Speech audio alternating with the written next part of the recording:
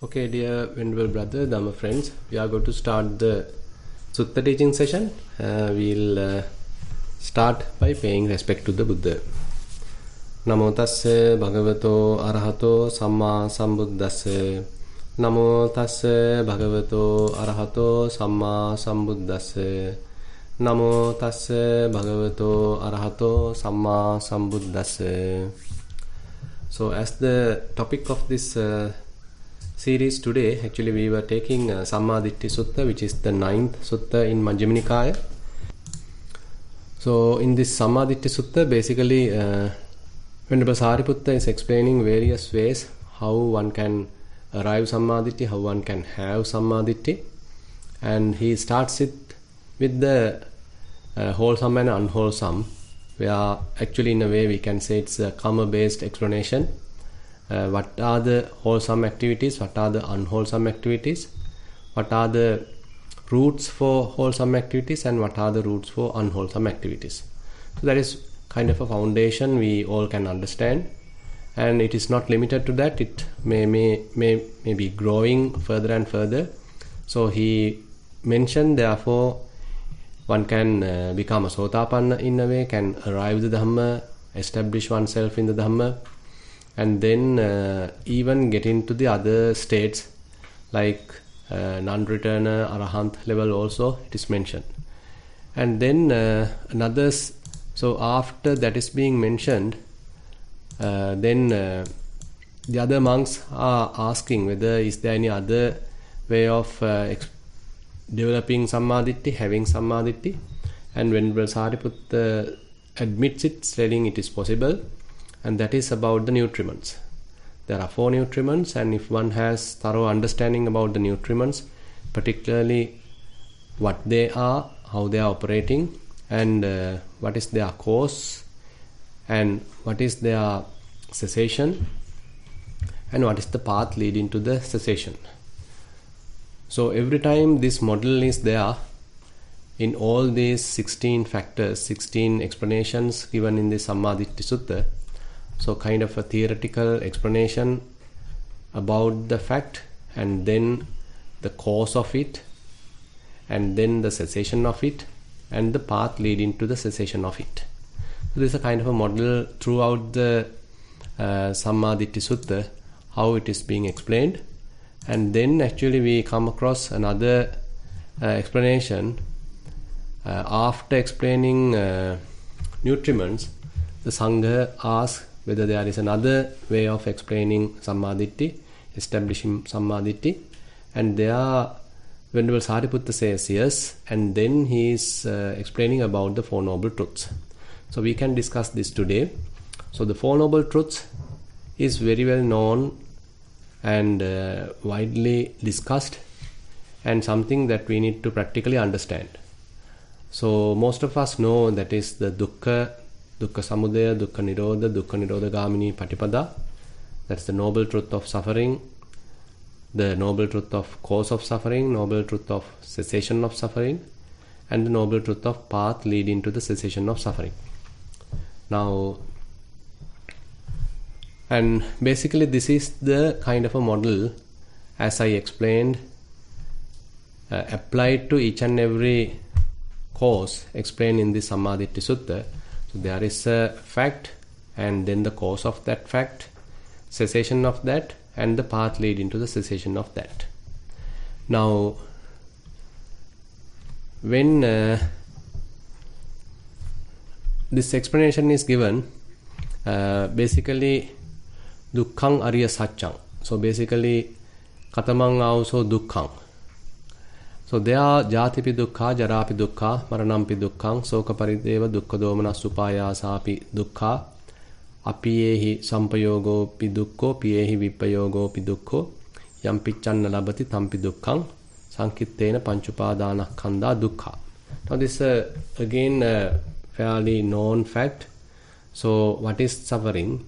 So the typical mundane way of explanation is that birth is suffering, aging is suffering, death is suffering, and going through some sorrows, lamentations, any kind of mental despair, any agitation, any bodily suffering, bodily pain, those are all suffering.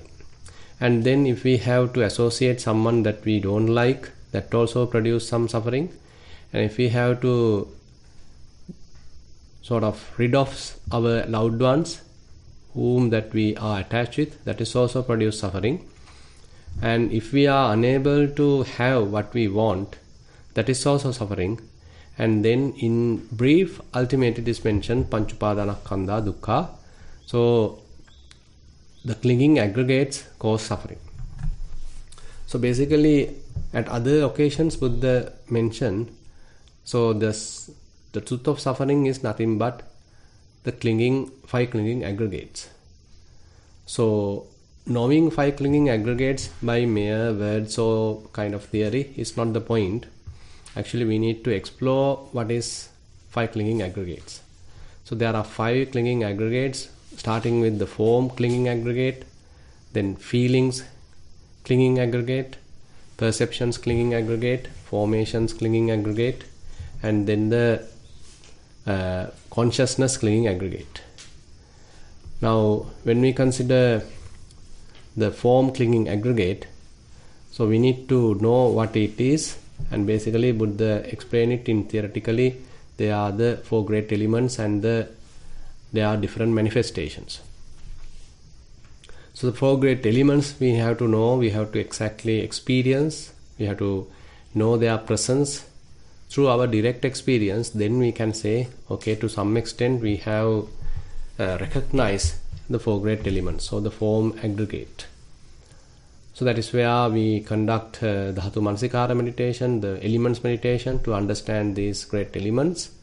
And then one has to develop a fair amount of mindfulness, concentration, balancing of effort, and one can apply one's focused attention to the body, and then it is possible to recognize the manifestations of these different elements.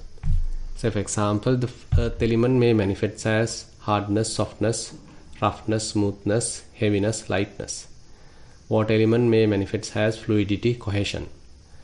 Air element like movements, vibrations. Then the heat element has kind of a temperature, basically hot or cold. So this is how the very primary way of explaining the elements or their characteristics, and we need to recognize their manifestation like that. Then we can have some direct experience about the form aggregate, and there may be a attachment to that. So that is where we have to recognize if in case there are any attachment, any recognition, any desire to the form element, form aggregate. So the form aggregate, even though I just explained with respect to the internal body, it is not limited to that. So in certain suttas, Buddha explained that it is very vast. Atita anagata pachuppanna ajjatta bahidda olarika sukuma hina panita dura santika. Likewise, there are 11 different dimensions that Buddha explains the form aggregate. That means whatever form aggregate which was in the past, that is also comes under that. Whatever forms going to appear in the future, that also comes under this. And what is present right now, any sort of physical matter, that also comes under the form aggregate. And what we consider as internal form, that also comes here. What we consider as external form, that also comes under the form aggregate. And if something we consider as quite inferior or superior, both categories comes under this. And if we say some gross matter, that also comes under the form aggregate. If we say something very refined matter, that's also come under the form aggregate. And if something materiality closer to us, that's also included. What is materiality completely far away, that is also included. So it is not a little limited kind of form aggregate, rather it's a very vast kind of form aggregate. The point is we have no boundary when we are attaching to any of these. So we can attach to something very close, something internal, something very refined, something very gross, something very far. something has happened in the past or future, going to happen in the future. So likewise, our attachments are fairly diversified. So therefore, the form aggregate also defined in many different ways. So that is quite included. Everything is, whatever the physicality, everything is included in this form aggregate. Everything is subject to clinging. So our mind can cling to any of these. So therefore, this form aggregate becomes subject to clinging, subject to grasping. And similarly, the feeling aggregate. So different feelings are there: pleasurable feelings, painful feelings, equanimous feelings, and that we need to directly know. So knowing all this is in a way an investigation of the first noble truth, the suffering. So Panchupadana Khandha, so the form aggregate, if we are able to recognize their presence, then in a way we are investigating the dukkha satcha. If we are investigating the feeling, different either physical or mental, so then also we are investigating the first noble truth. Then there are various perceptions time to time arise, and again when we see, hear, smell, taste, touch, think, so there are different corresponding perceptions, like perceptions relevant to the forms, perceptions relevant to the sights, the sounds, smells, tastes, etc. So all that comes under the perceptions aggregate. There are also that previous 11 dimensions can be applied. So whatever the perceptions in the past, whatever perceptions going to happen in the future, the current perceptions, internal perceptions, external perceptions, the perceptions near to us, perceptions far away, all that are included. It's a very, very vast area in that sense. And similarly, the formations. So we go through various mental formations, various volitions, bodily activities, verbal activities, mental activities, and which cause these mental volitions. So all the mental volitions, mental formations are coming under the formations aggregate. That is also included in the past, future, all that. So you can understand how it becomes more wider, more broader. And then the consciousness aggregate, we know that through eyes we can see, through the ears we can hear, through the nose we can smell, through the tongue we can taste, through the body we can say recognize or sense certain stimuli, and through the mind we can cognize. So all these senses have that ability to cognize. So this corresponds to the consciousness, the eye consciousness, ear consciousness, nose consciousness, tongue consciousness, body consciousness, mind consciousness. Now all these different consciousness. So that also when someone is recognizing, understanding, so that is also in a way comes under the noble truth of suffering. So we are investigating these 5 aggregates. So basically, with respect to these 5 aggregates, so Buddha explains in the Dhammacakkappavattana Sutta, idang dukkhang ariya satchang. So basically, another very important point is that when we are knowing all this, it is not my form, it is not my feelings, it is not my perception, it is not my formations or my consciousness. Rather, there is a form, there is perceptions, there are feelings, there are, say, mental formations, there are, say, consciousness. So likewise, we have to look at them properly, look at them objectively. So that is very, very important. Otherwise, we start identifying with them, having some sort of a relationship to them, thinking they belong to us, or we adhere to them, we attach to them. So rather than doing that, so the important thing is have a little distance and then look at them objectively. There is form aggregate, there is feelings, there are feelings, okay, there are perceptions, there are mental formations, there are consciousness. So idang dukkhang ariya satchang. So this is the noble truth of suffering.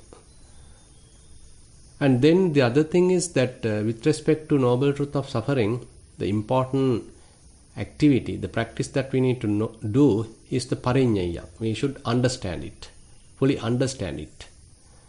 So how we are going to understand? First maybe through the book, it's theoretical understanding, but later, as I explained, using our mindfulness, concentration, wisdom, we need to understand their presence, their sort of behavior, so that whole their true nature we need to understand. It doesn't mean that we have to go through a extremely comprehensive 11 dimensions analysis of all these 5 aggregates. Rather, what we can experience right now, we can understand. So therefore, if we are attached to something past, that also we can understand. Currently, we have attached. If we are going to think about something happen in the future, that also we can understand because it is also present in the mind. And currently what I am experiencing also we can understand. So likewise, so through our direct experience we are trying to understand, but later probably through inferential knowledge we can understand their sort of appearance or their presence, their behavior in the other aspect as well. But important thing is through vipassana, we are trying to understand their presence, their behavior in the current moment, in the right moment, in the present. So pariññaya. So it has to be fully understood. And when someone has done that properly, then we can say, okay, I understood that. I thoroughly understood its presence. I thoroughly understood their nature.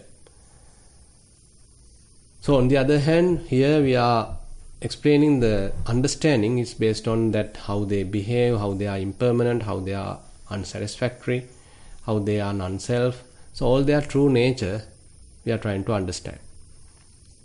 And then the second noble truth is related to the cause of suffering. So the cause of suffering is explained as the tanha. So Yayang tanha pono bhavika nandiraga sahagata tatra tatrabi nandini sayyatidang kama tanha bhava tanha vibhava tanha ayang uchataoso dukkha samudayo. So the cause of suffering is explained as the craving, and that is also threefold.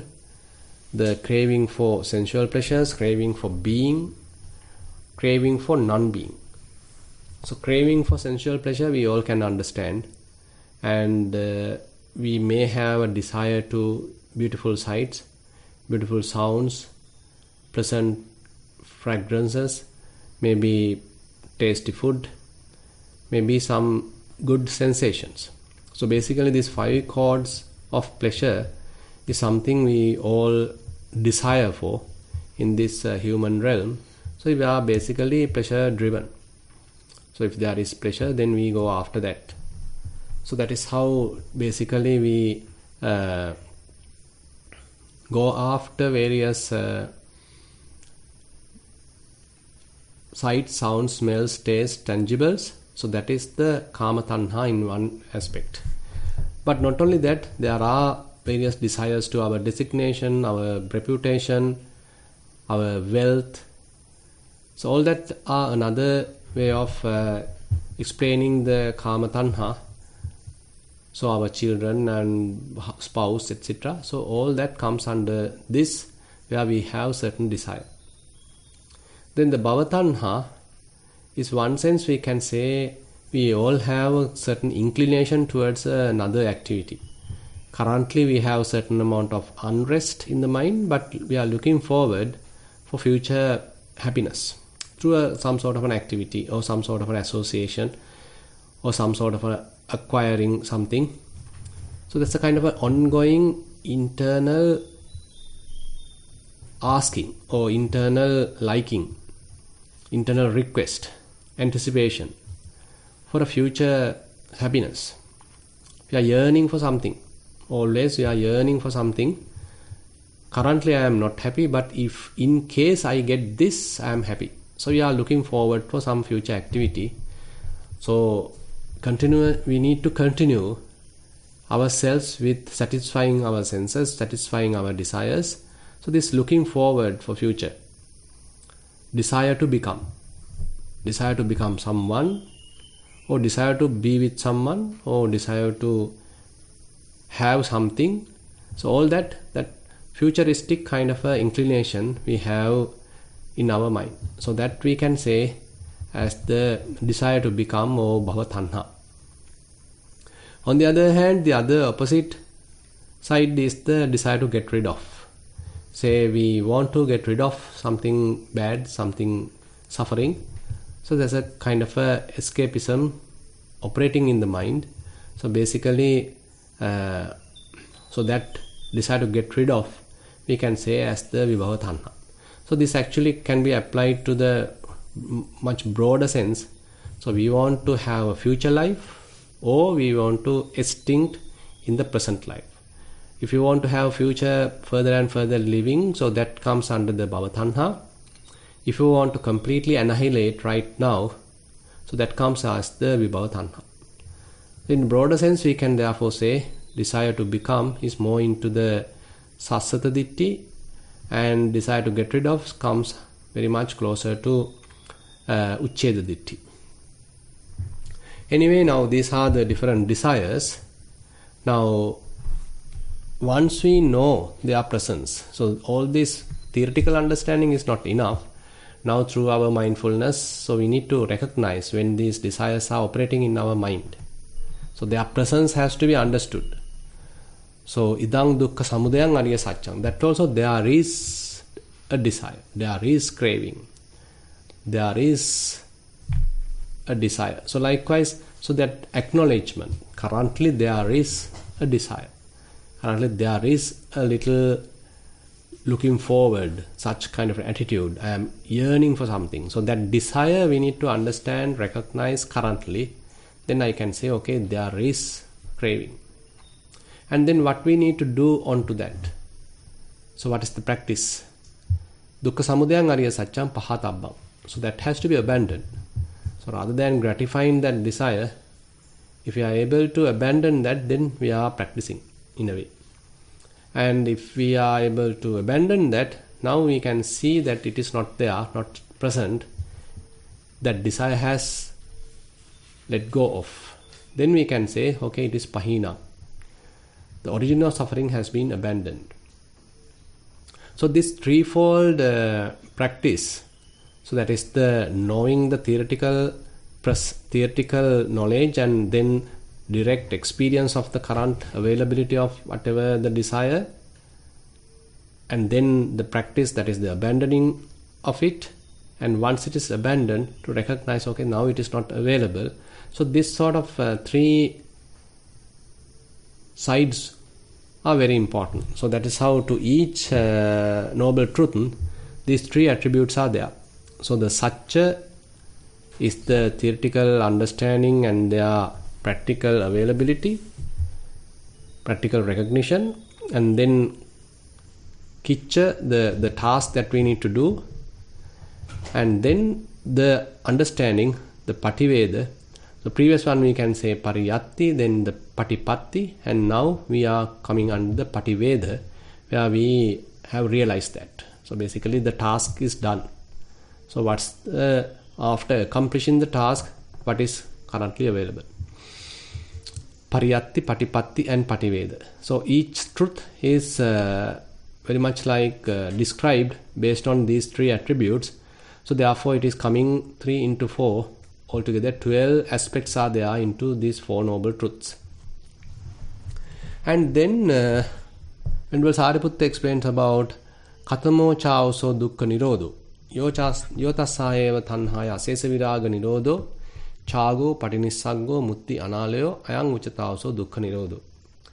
So he basically defines Dukkha Nirodho as that particular tanha, that craving, has completely abandoned and given up, and then let go of, and now the mind is free and there are no desires. Completely mind has become dispassionate. So this is the Dukkha Nirodha. So it's nothing but Nibbana in other sense. So there the practice is idang dukkha nirodhang ariya satcha. So in the practical point of view, so if there is suffering, that we need to recognize, thoroughly understand it. Then we need to understand what is the cause of suffering. There may be a little desire, kind of an expectation operating. That's why the suffering has happened. Now that cause has to be abandoned.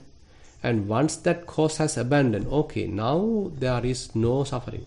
There is no desire. Now we arrive the third noble truth. There is cessation of suffering.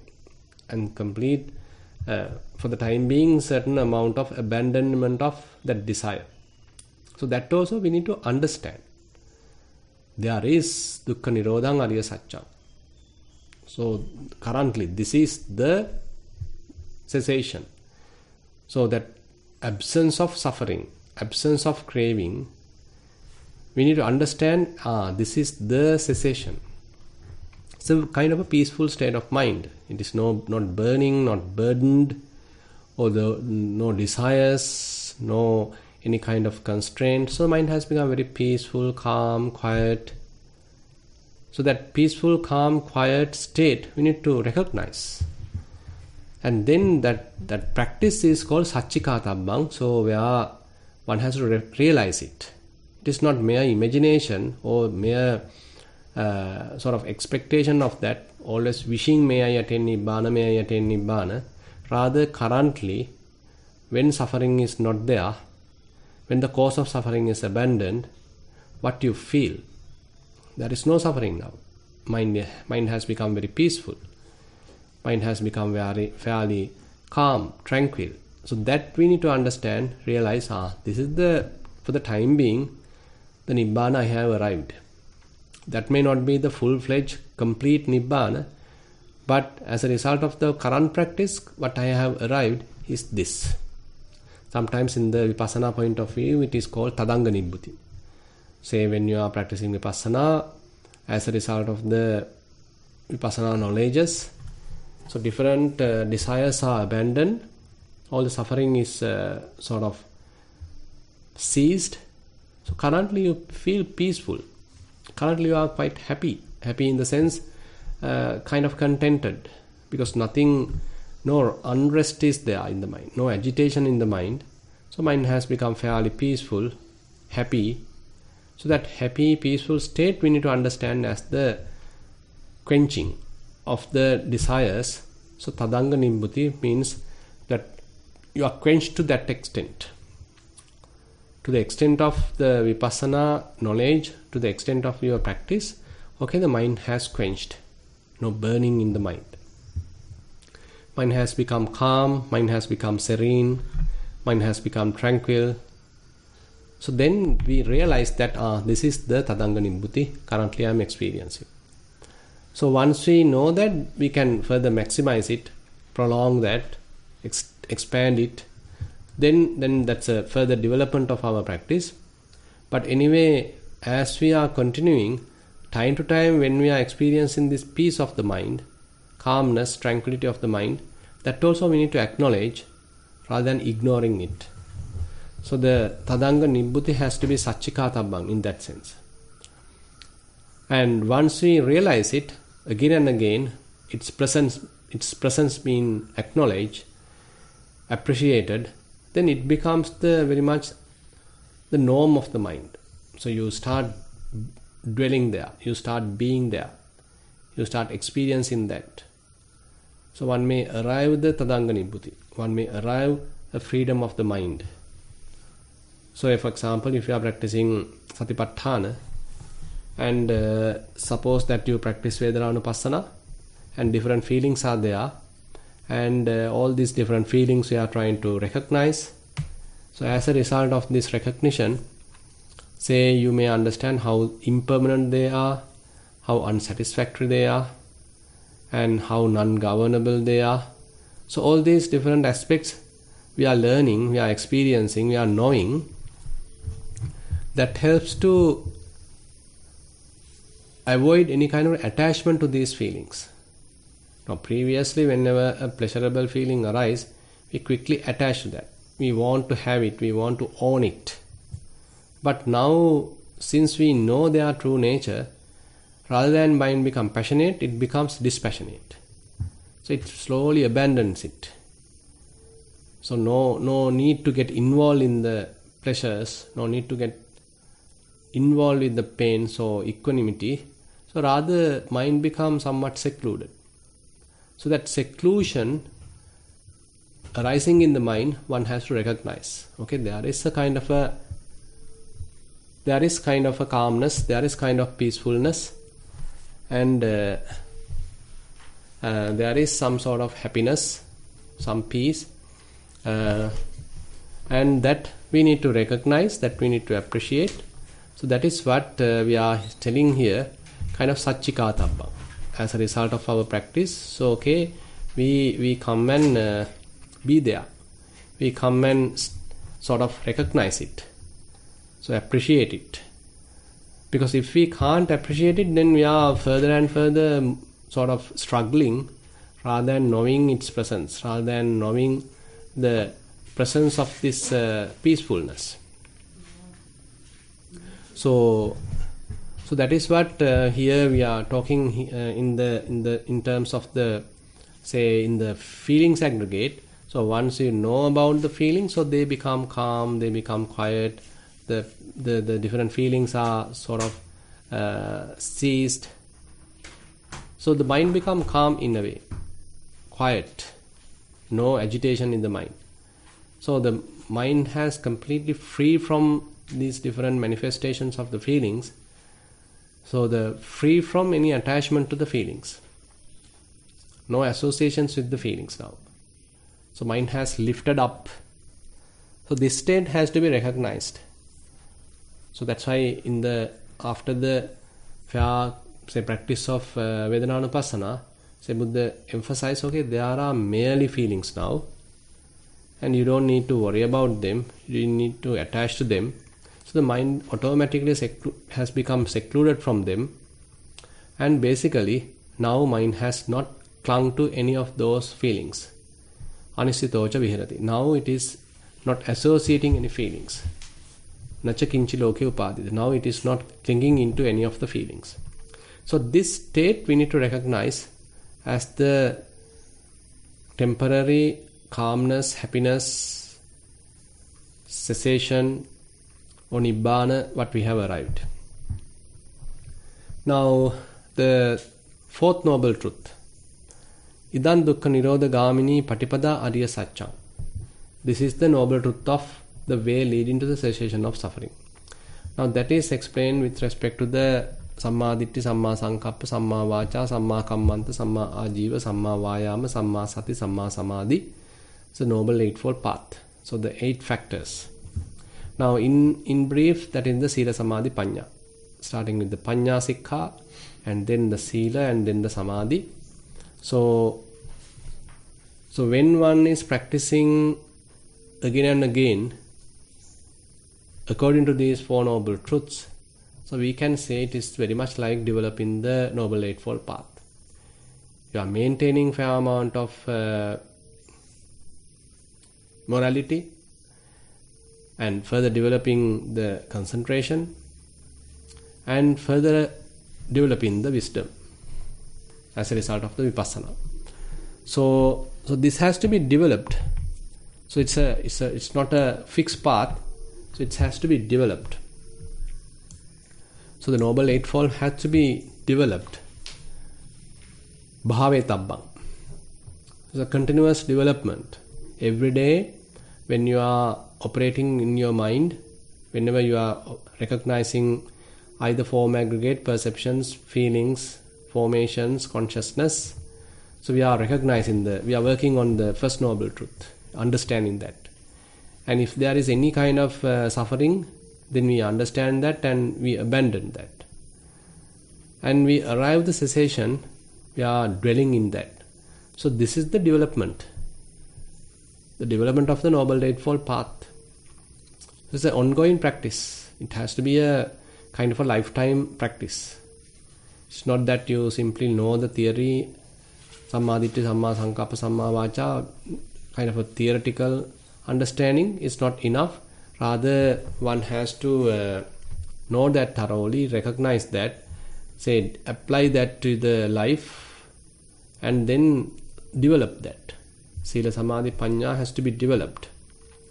Now, actually, in the Mahachattarisika Sutta, so Buddha explained that in detail how one is developing, say for example, Samma Vacha.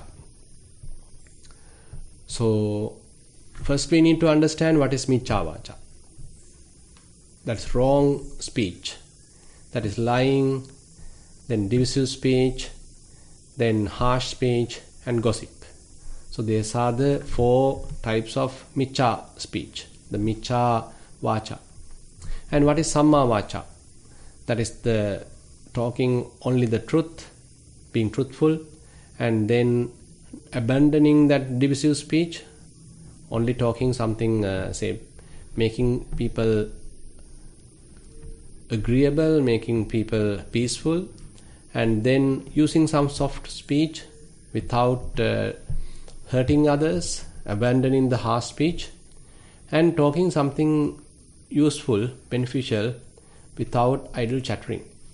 Now this is the correct speech, right speech.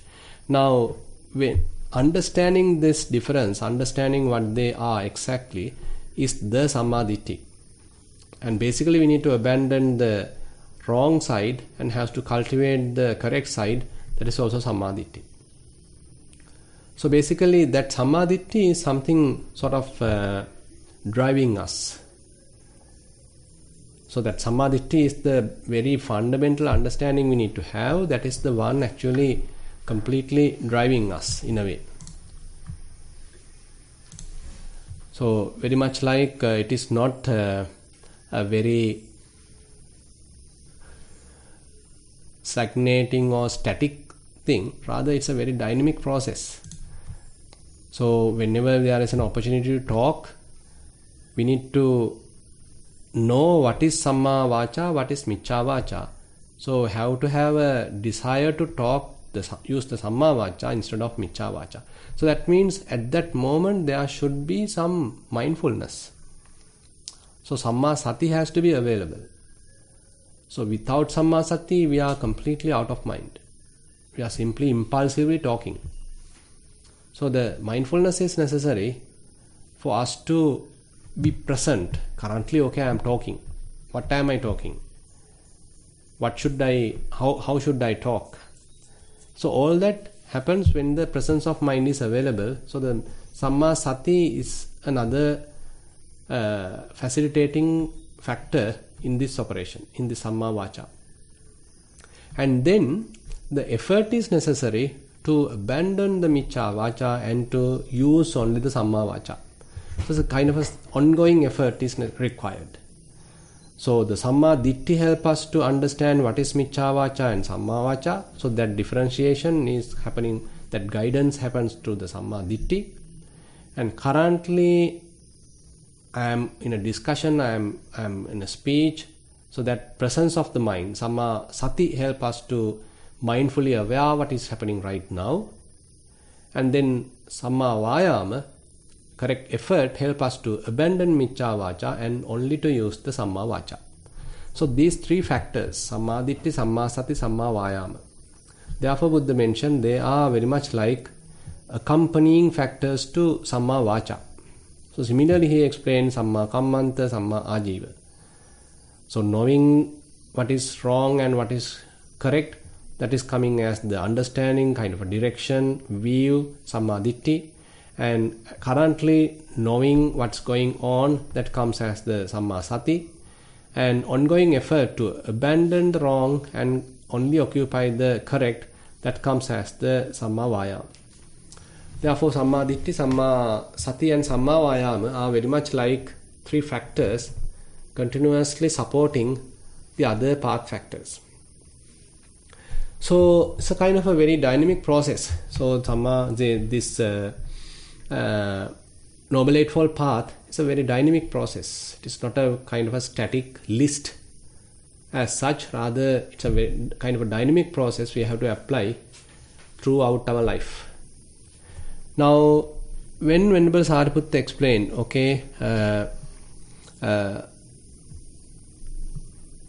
Nirodhagamini Patipada, say all that 8 path factors, so he further mentioned, Yatoko auso Arya Savako. Evan dukkam pajanati, evan dukkha samudayam pajanati, evan dukkha nirodham pajanati, evan dukkha nirodha gaminim patipadam pajanati.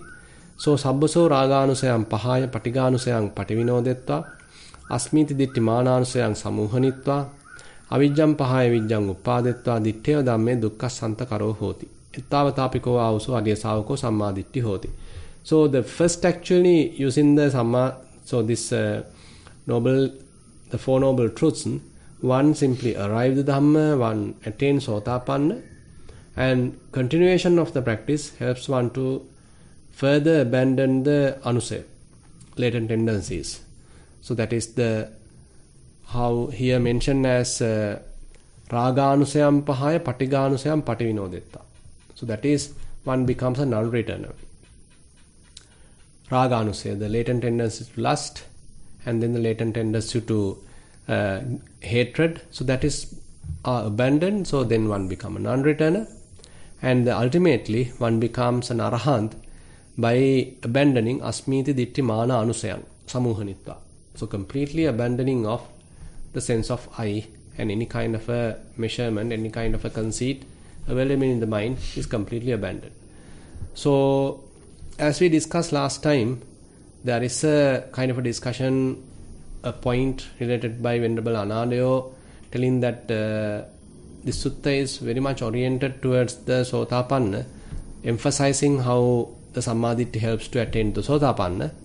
But Bhikkhu Bodhi and others, actually I have seen their comments, so they do not limit the sutta only to a Sotapanna state, rather they expand it as explained in the sutta. It is not only limited to the Sotapanna, it is talking about further development, attainment to other sort of attainments as well.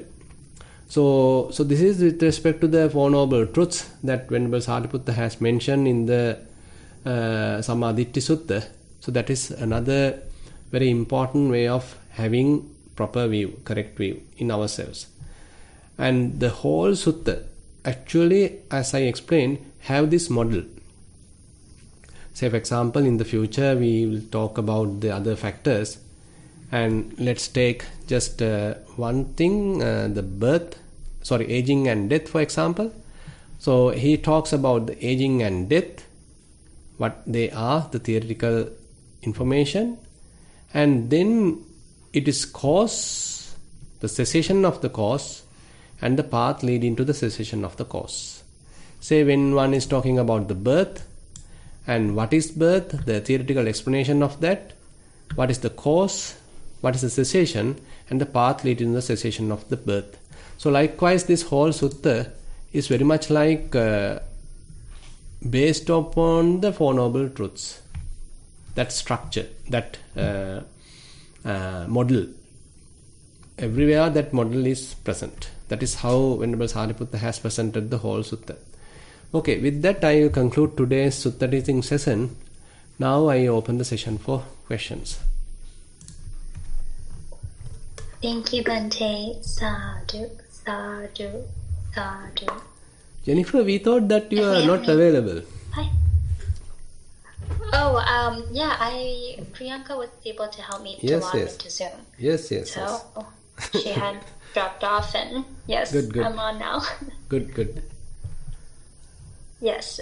If anyone has questions, actually, Venerable that's joining us for the first time. Venerable Dhamma Vijita. Go ahead, Bhante. You have a question on your side? Yes. Venerable Dhamma Vijita from our side has a question. Please go ahead. Yes, excuse me, Bhante. I just wanted to bring up your presentation, of course, just covers everything. Maybe I could just add a few things that I've learned from my studies and to see. Right. Maybe that would also be good. And you can let me know, of course. So, in regard to, if we're, most of us are probably around the stage of Sotapanna. we want to be have confidence in the Dhamma from an experiential sense and so forth. And so So pertaining to right view is like a Sotapanna, one of right view. In what way is noble disciple one of right view? One whose view is straight, who has unwavering confidence in the Dhamma and has arrived at this true Dhamma.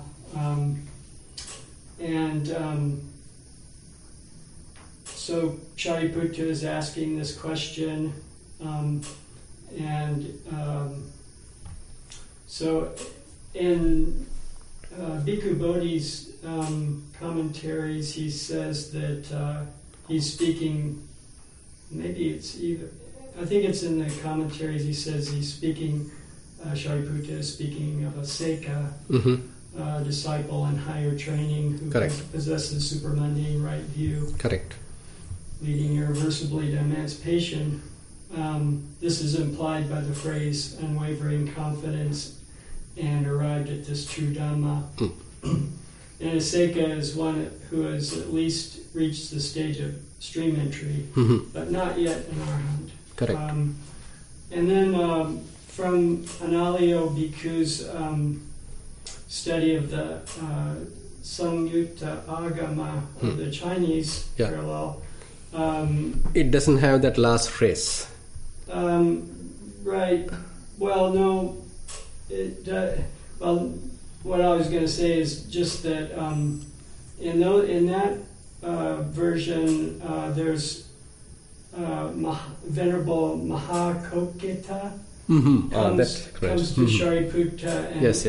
He in these versions, this Venerable Mahakokita. No, the point is what he highlights is that now here in the Theravada Sammaditthi Sutta, the Pali Sutta, so Venerable Sariputta himself voluntarily explained this information to the Sangha. Yes. But in the Madhyama Agama, in those books, so it is very much like a discussion between Venerable Sariputta and Venerable Mahakottita. Yes. So Venerable Kottita is asking questions and Venerable Sariputta is explaining, or the other side.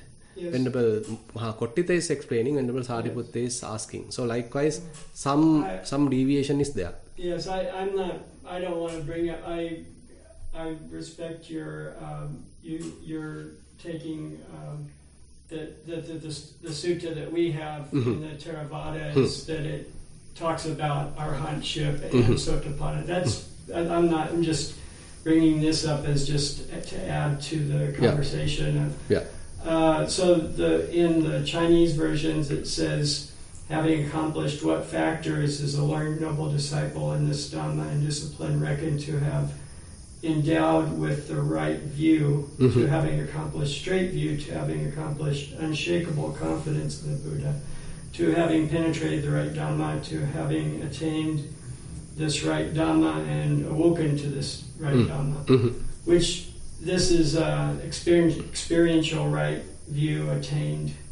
And would you, I believe these, when you are reaching Sotapanna, so if we're practicing and we want to realize this true Dhamma and have an experiential, unshakable confidence in the Dhamma, that the fetter of personality view, Sakkaya Ditthi, in the sense of belief in a notion of a permanent self, you no longer have that personality view. And then the fetter of doubt, Vicikicca, in particular, regarding to the nature of what is wholesome and what is unwholesome, which is what you also mentioned. So we no longer have that doubt of what is wholesome or unwholesome. Correct. And then the fetter of dogmatic clinging to rules and vows, Silabhata Paramasa, as in themselves sufficient for reaching liberation. The stream that has been entered this point, at this point is the Noble Eightfold Path, and the stream enter is now reckoned one who is endowed with view. In other words, the stream enter has seen the Four Noble Truths and attained what is in early Buddhist thought fulfills right view. Correct. I just thought I'd add those things and see if, because I don't think you've spoken about what stream entry is at this point, which is that would be our first stage of right view, would be stream entry. And those 3 fetters that are abandoned in stream entry. Is that correct? Correct, definitely. Okay. So basically there are 10 fetters explained in the Dhamma. So when one attains the stream entry, so there are 3 fetters. So one is supposed to abandon.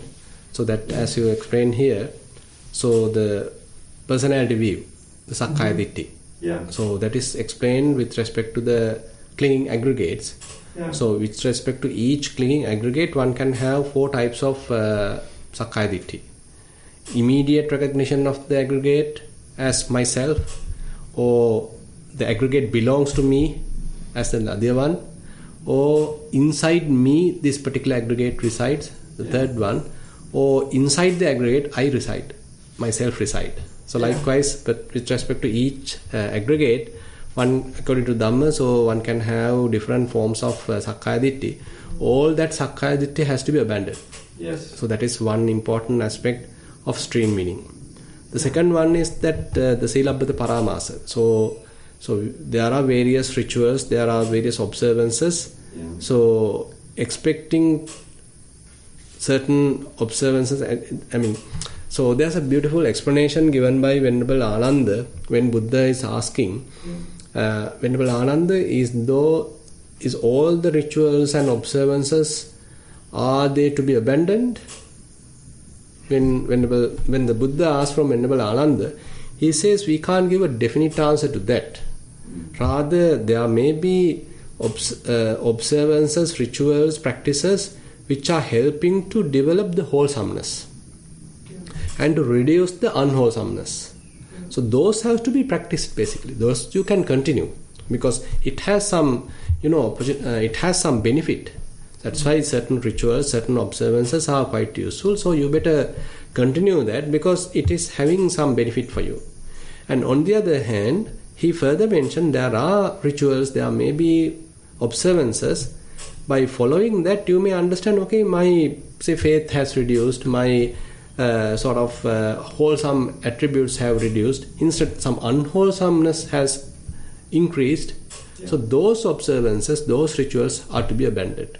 So that is how Venerable Ananda gives the explanation, and Buddha approves that. Buddha says yes, Venerable Ananda is quite correct.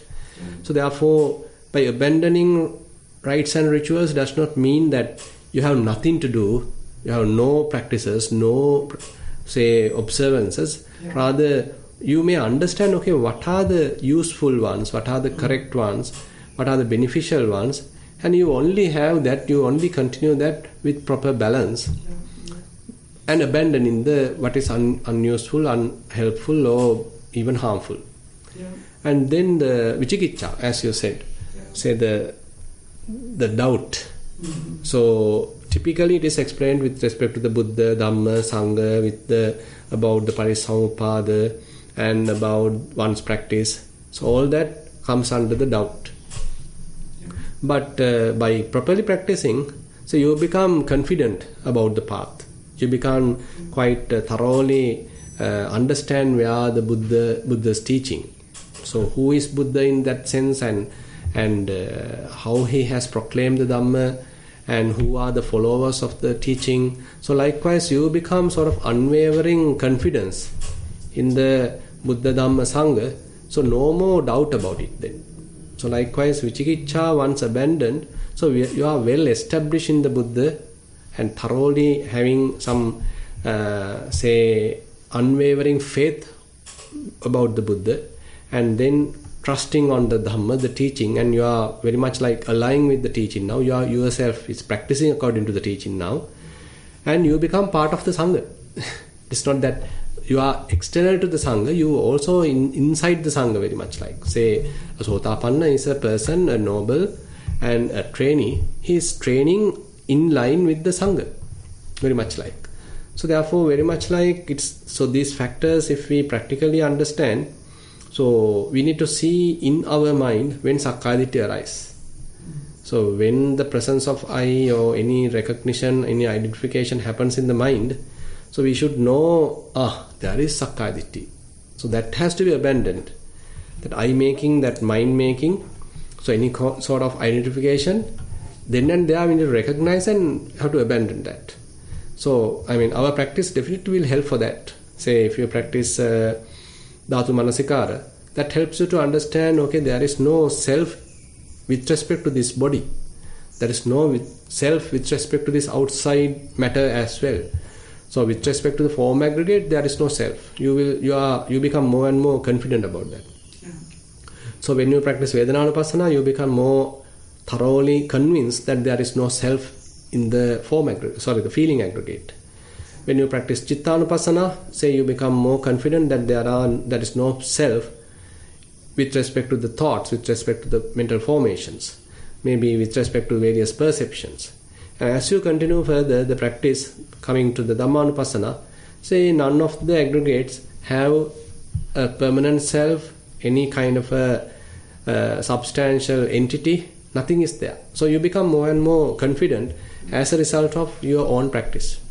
So the any further identification of Sakkaya, any further identification of these aggregates can happen because of our past habit, but then and there you start disclaiming that. So that's why now, even though one has become a Sotapanna, still the sense of I could be there, as we discuss in the Khemaka Sutta. When Khemaka explained, okay, he is an unreturner basically, but still a little sense of I is still present. Yeah. So even though he very well understood there is no self in the form aggregate, even though he very well understood there is no self in the feelings aggregate, perceptions aggregate, formations aggregate, consciousness aggregate, he humbly admit he still has sense of I. So that is the Asmimana, the conceit I am.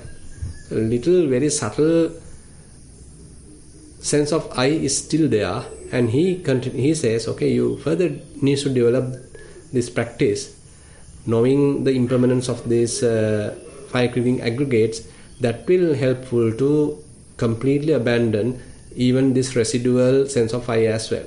Yeah. So therefore,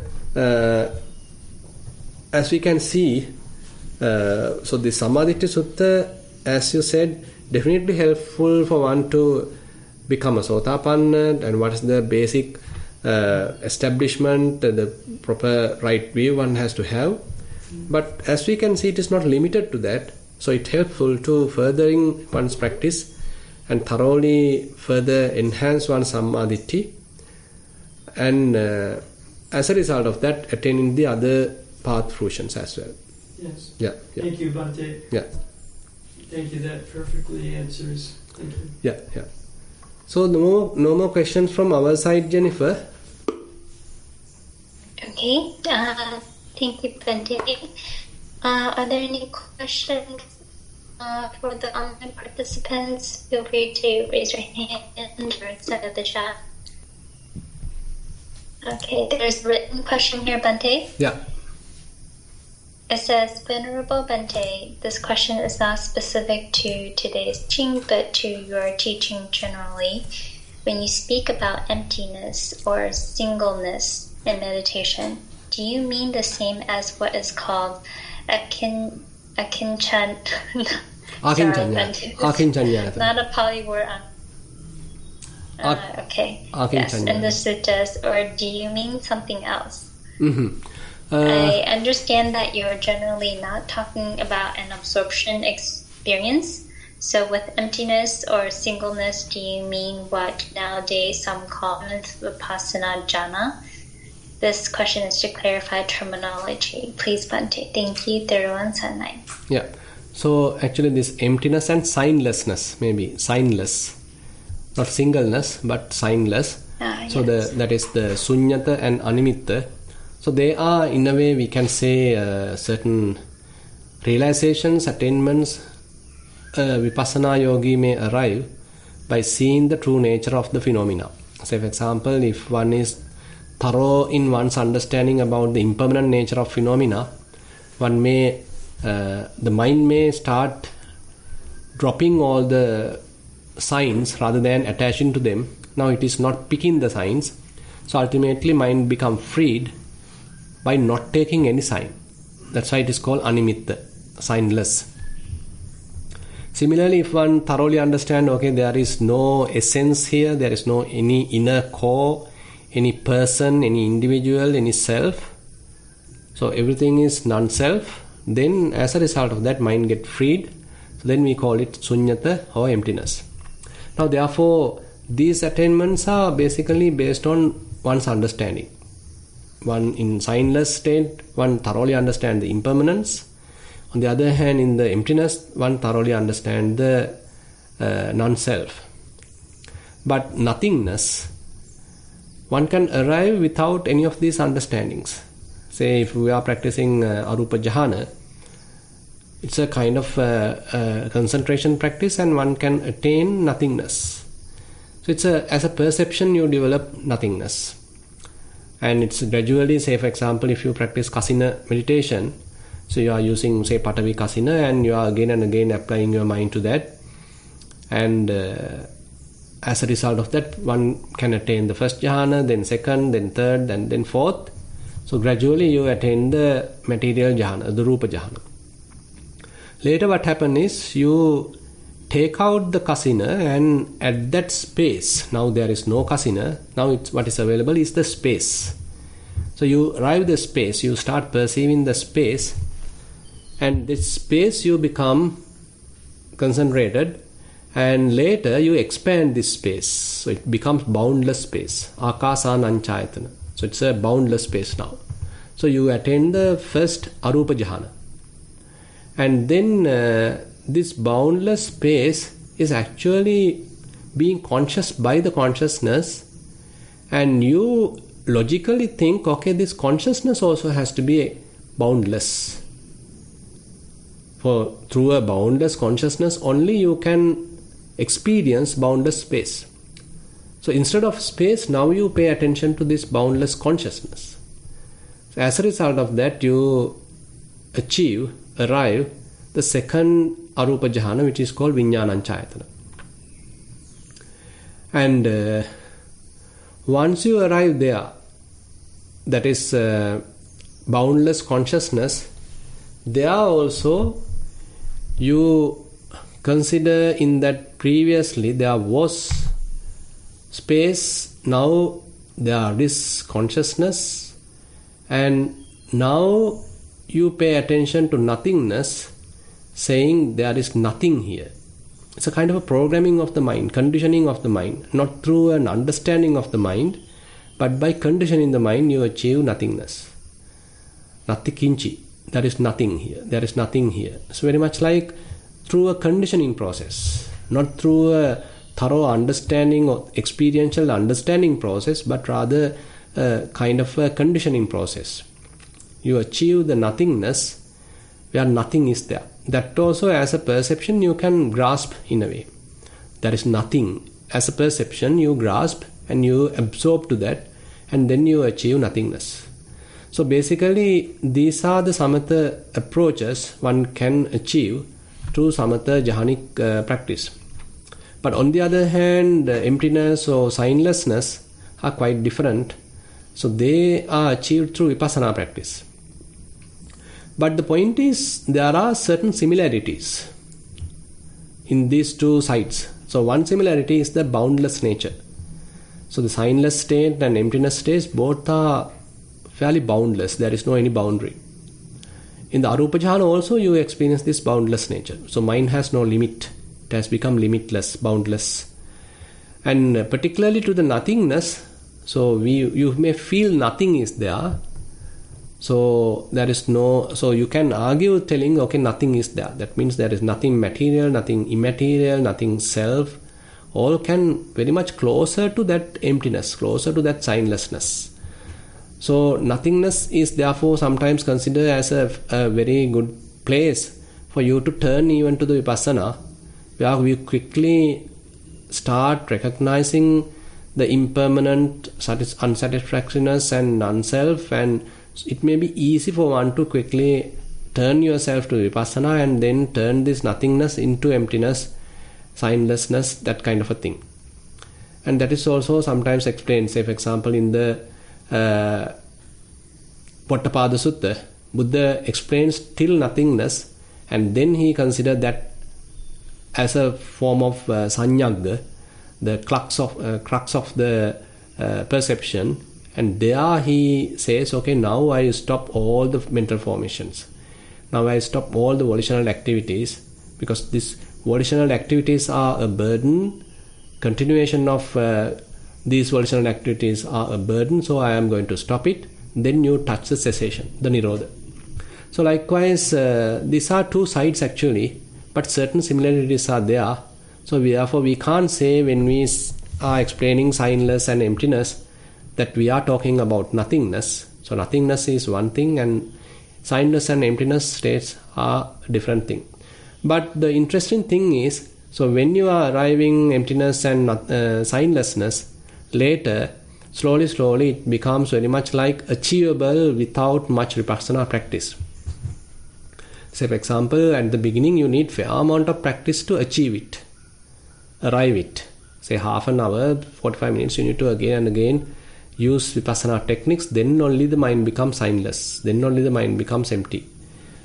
But later this become registered in your mind, fairly available to your mind, then you can quickly jump to that.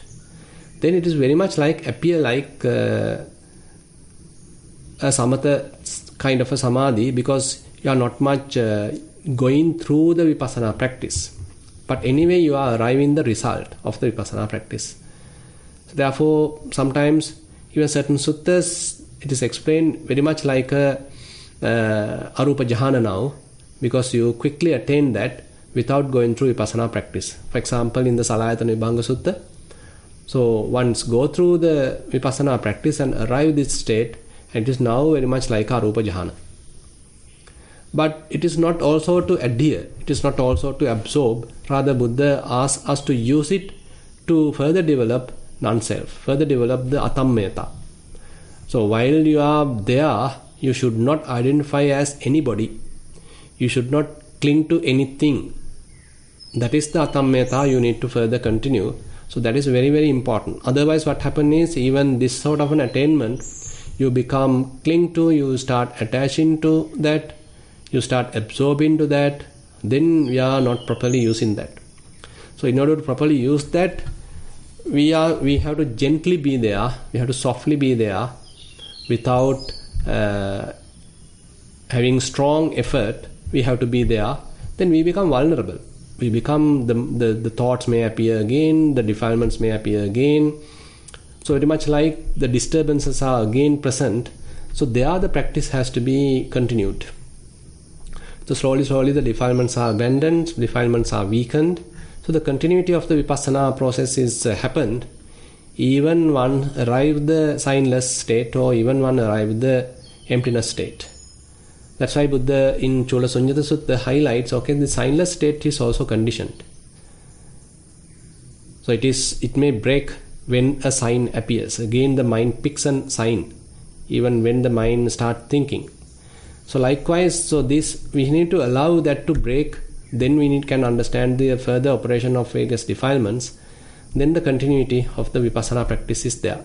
Thank you, Bante. I believe that is the last of the question. Okay, then we'll conclude today's discussion, and we have spent 1 hour going through the Sammaditthi Sutta and again having some discussion, and all the merits what we have accumulated we'll share with all celestial beings, with all past relatives, and whoever in need of merits. And we wish these merits help us also to understand the Buddha's teaching, practice it to the best of our ability, and attain path, fruition, nibbana.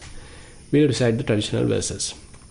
Ettavata cha amhehi sambatang punya sampadang Sabbe devan modantu sabba sampatti siddhiyam. Ettavata cha amhehi sambatang punya sampadang Sabbe bhutan modantu sabba sampatti siddhiyam. Ettavata cha amhehi sambatang punya sampadang Sabbe satan modantu sabba sampatti siddhiyam. Akasat kach bhumaka devanaga mahidika Punyam tangan moditva chirang rakantu sasanam. Akasakka chabummakka deva naga mahidika. Punyam tangan moditva chirang rakantu sasanam. Akasakka chabummakka deva naga mahidika. Punyam tangan moditva chirang rakantu mamparam. Idam vonyati nang hotu sukita hotu nateo. Idam vonyati nang hotu sukita hotu nateo. Idam vonyati nang hotu sukita hotu nateo. Imina punya kamena mame balas magamo. Satang samagamo hotu yavanibbana patya. Imina punya kamena mame balas magamo. Satang samagamo hotu yavanibbana patya. Imina punya kamena mame balas magamo. Satang samagamo hotu yavanibbana patya.